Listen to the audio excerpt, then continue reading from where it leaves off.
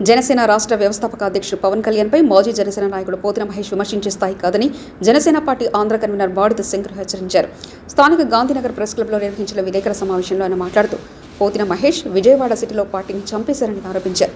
ఆయన పార్టీని అడ్డుపెట్టుకుని అక్రమ పనులు చేశారని ఆయన ఆరోపించారు. అమ్మవారి గుడిలో కాంట్రాక్టర్ను విసిగించి వారి దగ్గర నుంచి మామూలు దండుకోవడం ఆయనకు అలవాటని ఆరోపించారు.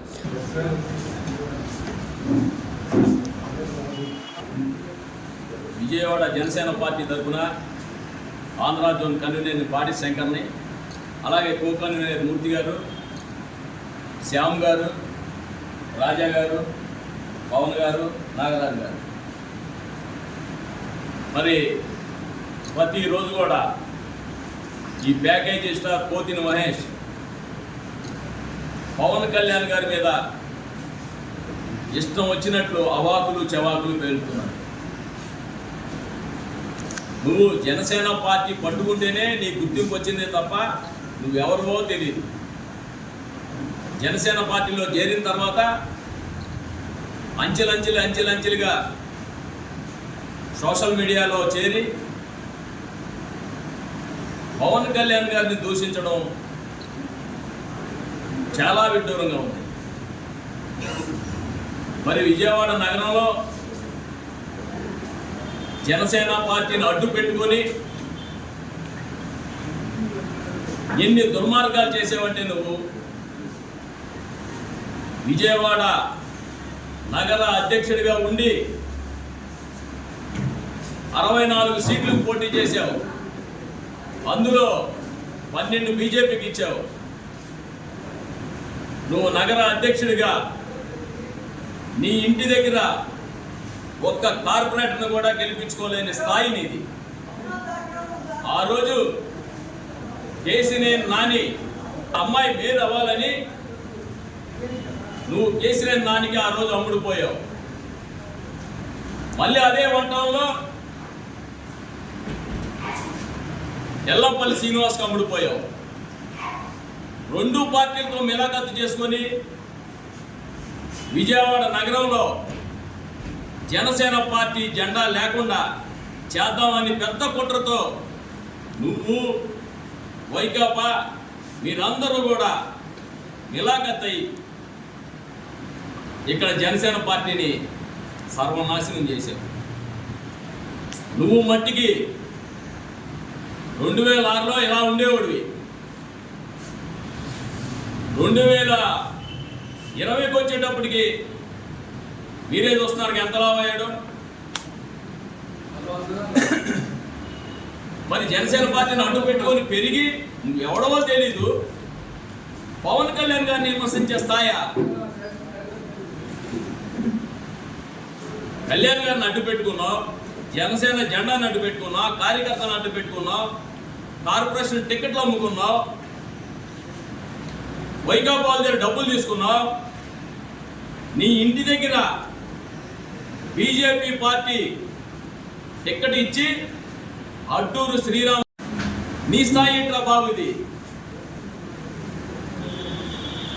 నేను జనసేన పార్టీలో అప్పటికి లేను. నా ఇంటి దగ్గర చేయిస్తే 2 టికెట్లు 1800 వచ్చినాయి. ఎడ్జిలో ఓడిపోయారు. నువ్వు వాళ్ళ కన్నెత్తి కూడా చూడలే. ఎస్సీ ఎస్టీలు ఇద్దరు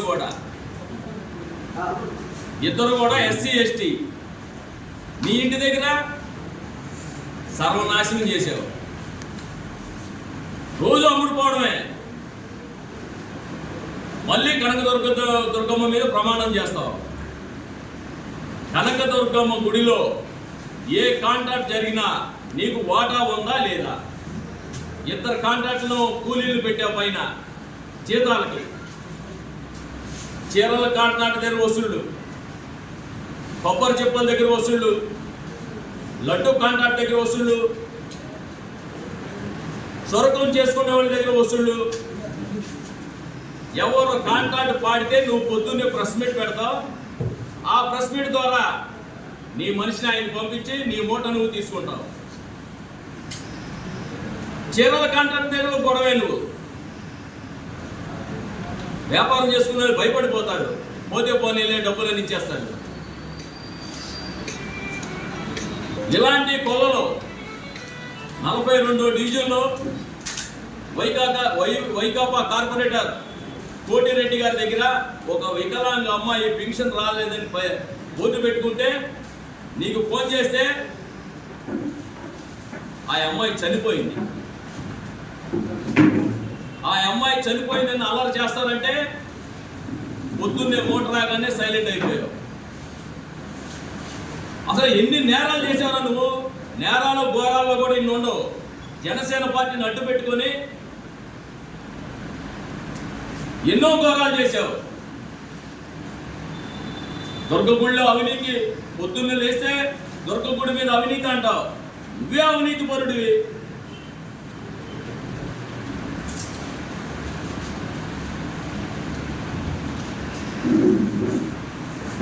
కాపు పిల్లల్ని, బీసీ సోదరుల్ని, పవన్ కళ్యాణ్ గారి అభిమానుల్ని